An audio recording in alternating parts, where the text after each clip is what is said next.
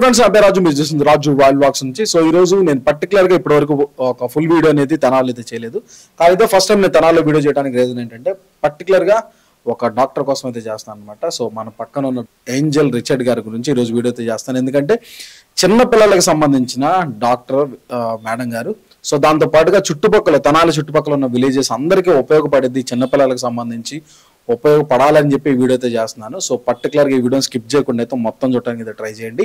So చిల్డ్రన్ని ప్రతి ఒక్కళ్ళు అంటే డాక్టర్ దగ్గర మనం తీసుకెళ్ళినప్పుడు మన చిల్డ్రన్ని వాళ్ళ సొంత చిల్డ్రన్ ట్రీట్ చేసే వాళ్ళని మనం డాక్టర్స్ని చాలా రెస్పెక్ట్ అయితే ఇస్తాం. సో అందులో ఫస్ట్ మేడం అయితే ఉంటారు. ఎందుకంటే మన పిల్లల్ని మేడం దగ్గర తీసుకొచ్చిన తర్వాత మేడం చూసుకునే విధానం సొంత పిల్లలు అయితే చూసుకునేది. సో అది నాకు చాలా బాగా నచ్చింది. నేను 2 times వచ్చాను ఈ క్లినిక్కి, బట్ బెస్ట్ డాక్టర్ అని చెప్తాను. సో మొత్తం నేనే కాదు, సో మేడం దగ్గర కూడా అడుగుతాను. సో మేడం చెప్పండి మేడం, నేను చాలా చెప్పాను కదా, సో యాక్చువల్గా అసలు మీరు చిల్డ్రన్కి సంబంధించి ఏం చేస్తారు చెప్పండి. నా క్వాలిఫికేషన్ వచ్చేసి audiology and speech language pathology అండి. దాంట్లో గ్రాడ్యుయేషన్ కంప్లీట్ చేసుకున్నాను. సో ఇప్పుడు మనకి స్పెషల్ కిడ్స్ ఉంటారు కదా, మాటలు రాని వాళ్ళు కానీ, ఇప్పుడు రీసెంట్గా ఎక్కడ చూసినా ఆటిజం అని వింటున్నాం. ఆటిజం కేసెస్, ADHD కేసెస్, అలాగే హీరింగ్ ప్రాబ్లమ్, మేనరికం వల్ల వచ్చిన హీరింగ్ ప్రాబ్లం కానీ, మెంటల్ రిటార్డెడ్ కానీ, కాగ్నిటివ్ డెఫిసిట్స్ ఉన్న ప్రాబ్లమ్స్ కానీ, ఏదైనా ప్రాబ్లం ఉన్న దానికి సంబంధించిన ప్రాబ్లమ్స్ అన్నీ ఇక్కడ వాళ్ళకి కావాల్సినవి థెరపీస్ కొన్ని చేస్తామన్నమాట. అంటే మాటలు రాని పిల్లలకి స్పీచ్ థెరపీ ఇస్తాము, అలాగే స్పెషల్ ఎడ్యుకేషన్ ఉంటుంది, బిహేవియరల్ థెరపీ ఉంటుంది, ఆక్యుపేషనల్ థెరపీ స్టార్ట్ చేద్దాం అనుకుంటున్నాము త్వరలో. అది కూడా ఇంకా కొంచెం అంటే ఇస్తున్నాం కానీ ఇంకొంచెం బెటర్గా ఇద్దామని మా ప్లాన్ అనమాట. సో మీరు తెనాలి ఎందుకు చూస్ చేసుకున్నారు? అంటే తెనాలిలో హాస్పిటల్ బెటర్ ఎందుకు అనిపించింది? తెనాల్లోనే ఎందుకు అంటే కనుక నేను హైదరాబాద్లో చదువుకున్నాను. నా ఇంటర్న్షిప్ నీలోఫర్ హాస్పిటల్స్ కానీ మిగతా హాస్పిటల్స్లో నేను చేశాను. ఇంటర్న్షిప్ అక్కడ చేసుకున్నాను, మా కాలేజ్లో కూడా చేశాను. నేను కరోనాకి ముందే అంటే ఇంకొక 1 monthలో లాక్డౌన్ అవుతుందనగా తెనాలి రావడం జరిగింది. ఈ ఏరియాలో నేను చాలా ఇంటర్వ్యూస్కి వెళ్ళాను, కొన్ని క్లినిక్స్కి.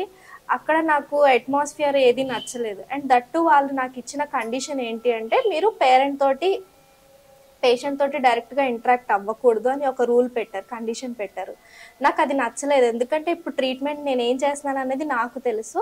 అండ్ పర్టికులర్గా మదర్ కానీ ఫాదర్ కానీ వాళ్ళు ఎలా ఫీల్ అవుతున్నారు అన్నది నేను ఎక్స్పీరియన్స్ అవ్వాలని నా ఇంట్రెస్ట్ అనమాట.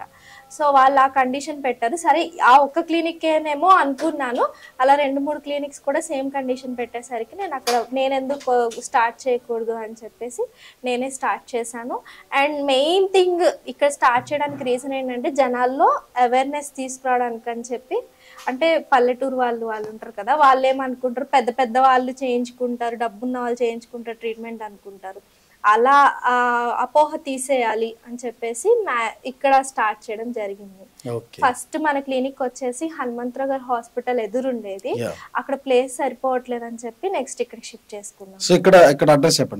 ఇక్కడ డాక్టర్ సాంశీరావు గారు ఉన్నారు కదా, ఆర్థోపెడిక్, అమృత నర్సింగ్ హోమ్ పక్కనే డాక్టర్ శ్యామ్ సుందర్రావు గారు అని ENT డాక్టర్ గారు ఉంటారు. ఆ సార్ బిల్డింగ్ లోనే పైన మన క్లినిక్ నేమ్ చెప్పండి ఒకసారి. Rajendra speech and hearing clinic అని బట్టావారి వీధి గంగానమ్మపేటలో ఉంటుంది. మిర్చి రెస్టారెంట్ కి దగ్గరలోనే ఉంటది, పక్క రోడ్లోనే.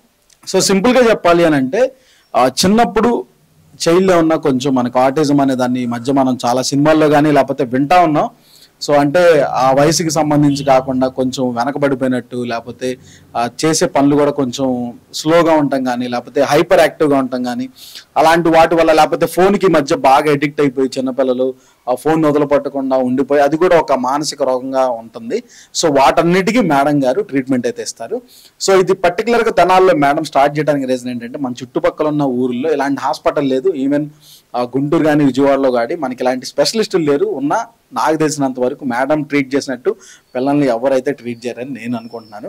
సో అందుకని మీరు కనుక మీకు ఇలాంటి సమస్యలతో ఇబ్బందులతో, నేను చాలా మంది పిల్లల్ని చూశాను బయట కూడా. సో చాలా మందికి దీనికి ఈ రోగానికి అసలు ఎలాంటి జబ్బుకి ట్రీట్మెంటే ఉండదు, దీన్ని ఇంకా ఇలాగే జీవితాంతం ఇలాగే భరించాలని అనుకుంటున్నారు. టెక్నాలజీ అయితే మారుతూ ఉంది. సో కొత్త సమస్యలకు పరిష్కారాలు అయితే వస్తూ ఉన్నాయి. సో ఇలాంటి ప్రాబ్లమ్స్ ఎవరైనా చిన్నపిల్లలు ఉంటే మాత్రం ఖచ్చితంగా మేడం దగ్గర తీసుకురండి. మీ తరపున ఇంకో క్వశ్చన్ అడుగుతాను మేడం. ఇప్పుడు పారాలసిస్ స్ట్రోక్ వచ్చిన వాళ్ళకి సో వాళ్ళకి మాట పోయిద్ది కదా, సో ఆ మాటను మళ్ళీ మనం తీసుకురావచ్చా? మీరు దానికి ఏమన్నా సపరేట్ థెరపీ ఇస్తారా? తీసుకురావచ్చు. దాన్ని వాయిస్ థెరపీ అని ఒకటి ఉంటుంది, స్వాలోయింగ్ థెరపీ అని ఉంటుంది. స్వాలోయింగ్ థెరపీ అంటే మనకి ఆపరేషన్ అయినా కానీ లేదా స్ట్రోక్ వచ్చిన కొత్తలో కానీ వాళ్ళకి మింగుడు పడదు అనమాట. అంటే మనలాగా నార్మల్గా నవిలి తినడానికి మింగుడు పడదు, వాళ్ళకి స్వాలోయింగ్ థెరపీ ఇస్తారు. అలాగే మాట పడిపోయిన వాళ్ళకి కూడా వాయిస్ థెరపీ ఇస్తారు అనమాట. స్ట్రోక్ వచ్చిన అంటే డాక్టర్స్ వెంటనే రిఫర్ చేసి పంపిస్తే ఓకే. ఒకవేళ ఇయర్స్ మనము ఆగిపోయి ఒక 10-15 ఇయర్స్ అలా టైం తీసుకొని మళ్ళీ వచ్చి థెరపీస్ తీసుకోవాలంటే అంటే రిజల్ట్ వచ్చే ఛాన్సెస్ చాలా తక్కువ. ఒకవేళ అలా కాకుండా వెంటనే తెలుసుకొని స్పీచ్ థెరపీ అంటే వాయిస్ థెరపీ తీసుకోవచ్చు అనుకుంటే కనుక త్వరగా వస్తే వాయిస్ థెరపీ ద్వారా మనము మళ్ళీ వాయిస్ రీస్టోర్ చేసుకోవచ్చు. సో ఇప్పుడు విన్నారు కదా, మీకు గనక ఎవరైనా ఇంట్లో పెద్దవాళ్ళు పెరాలసిస్ స్ట్రోక్ ఈ మధ్య కొంచెం ఎక్కువైంది.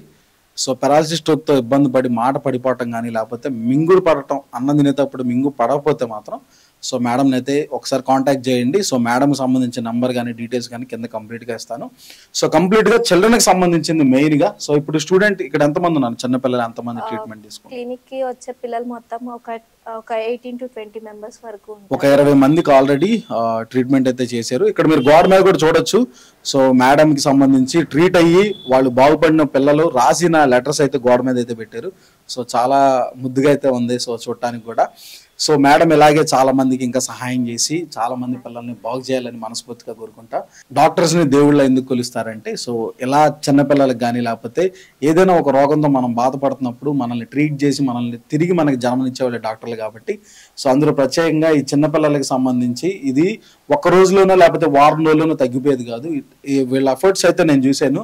సో ఇక్కడ 3-4 కంటిన్యూస్గా మేడంతో పాటు కంటిన్యూస్గా ఒక్క క్షణం కూడా ఖాళీ లేకుండా సో పిల్లలకి ట్రీట్మెంట్ చేస్తానే ఉన్నారు. పిల్లలకి ఏదో ఒక ఎంటర్టైన్మెంట్, వాళ్ళతో ఇంటరాక్ట్ అవుతానే ఉన్నారు. అది నాకు చాలా బాగా నచ్చింది.